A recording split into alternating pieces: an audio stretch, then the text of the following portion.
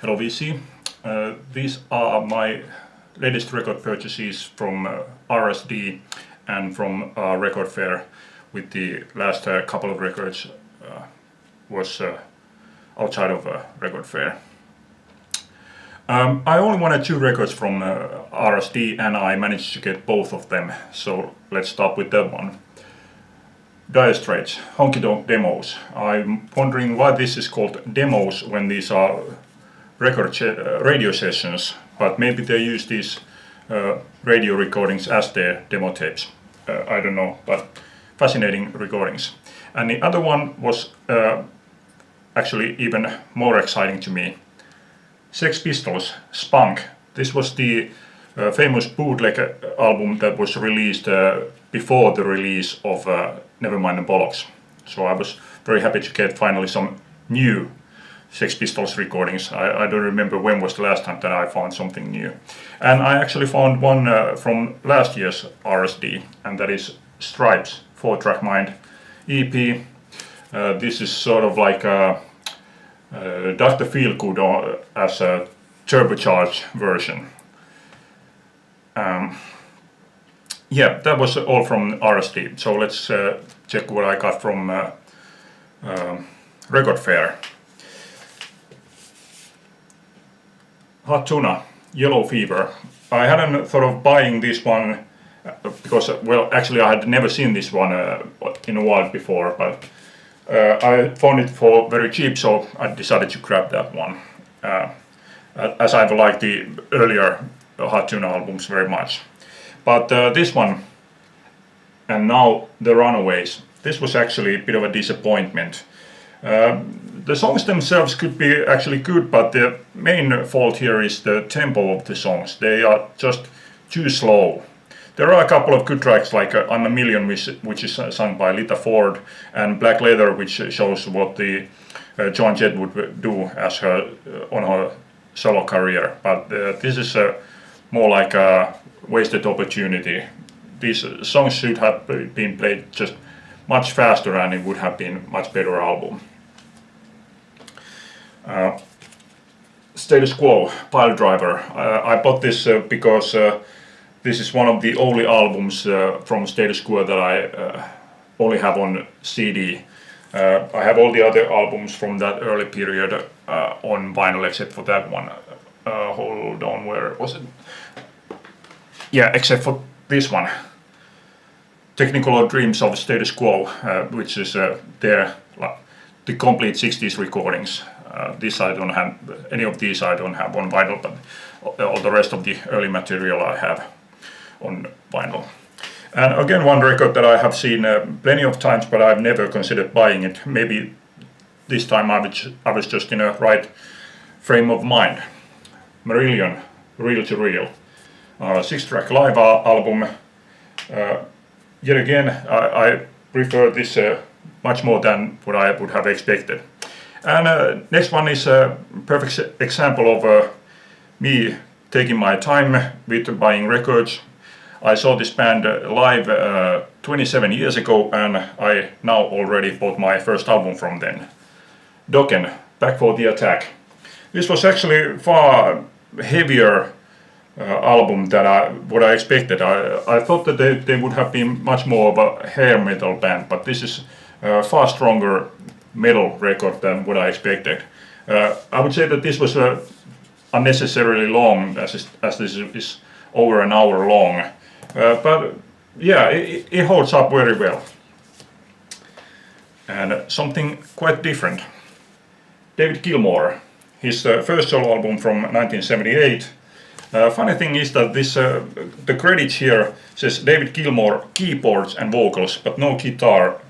This actually doesn't credit anybody on guitar, but I'm pretty sure that it's David Gilmour who plays the guitar here.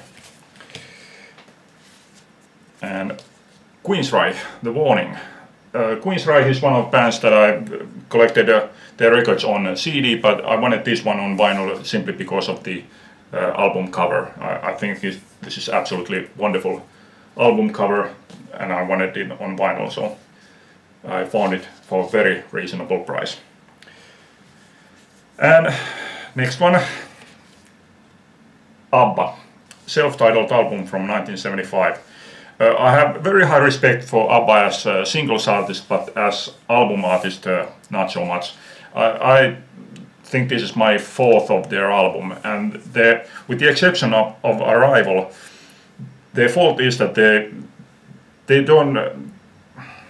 don't keep their eye on the ball as far as the albums go.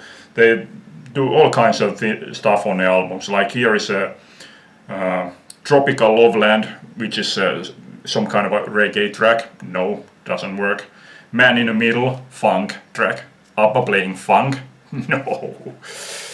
Rock Me, a really poor rock song. No. Yeah, this is kind of hit and miss album. There's fabulous singles tracks like I Do, and So Long. But then there's this throwaway stuff like Bang and Boomerang. I mean, come on. They were great as singles band, but as album band, not so much. Finnish band, Backsliders. Same shit, different day. I've heard this album plenty of times, dozens of times, because my brother had all of their albums back in the late 80s, early 90s. Excellent band. I don't know what I would call this music. Well, some kind of a hard rock band it is. There's one sad thing connected with this one, and that is the bass player, vocalist, is, to my knowledge, the only Finnish musician that has been murdered. He was murdered a few years after this band broke up. Also, the drummer is dead. He was born with a heart condition, so he died quite young. One album that I had not considered buying, Doobie Brothers, What Were Once Vices Are Now Habits. And I had not considered buying this because I had thought that the vocalist Tom Johnston had left the band by this time and was replaced by Michael McDonald, but I was wrong. Tom Johnston is still in this band, and yeah, this was a good record. Next one I actually paid a bit more than what I would have liked, but since it's absolutely in immaculate condition, I decided to buy it anyway. Topi Sorsakoski and Agents, half and half. Yeah, it's kind of amazing to find this is from 1990 to find a record in absolutely flawless condition. And this next one is just a bit younger, but equally in great condition. Pelle Miljoona, Kaikki muuttuu. This was his last album from what I call is being his folk rock period. Last of the 3 records that he made at that time. So yeah, very good album, very glad to have this finally. Next one I got hold of through Vinyl Community. Somebody posted this at Vinyl Community and said that it's a southern rock band, so I decided, yep, okay, let's give that one a chance.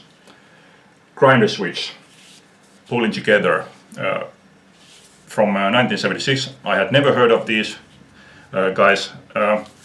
It's a good southern rock record, but I would say that it's quite clear that their influences come from somewhere else than pure rock music. I would say that there's clear evidence that they are strongly influenced by country music. There's no country twang here, but the sort of attitude is more closer to country music than to southern rock.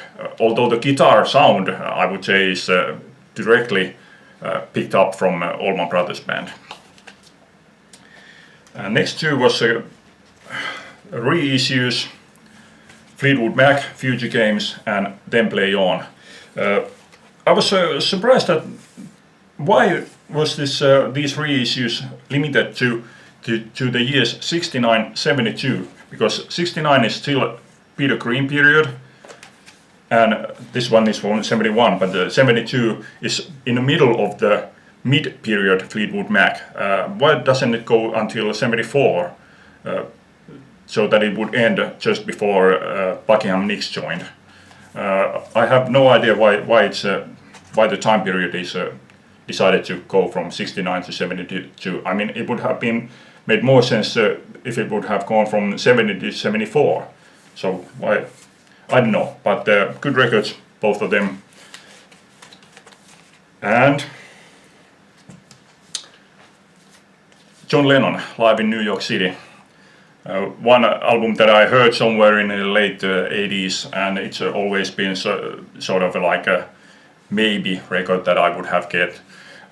It's a good album. I liked it, although I'm a bit wary in this thing of using two drummers. I mean, Allman Brothers Band, they use it to great effect, but when this is just an ad hoc band to put together for one or two gigs, their playing is just not so in sync like it is with the Allman Brothers Band. So it's a bit, the drum sounded a bit here and there.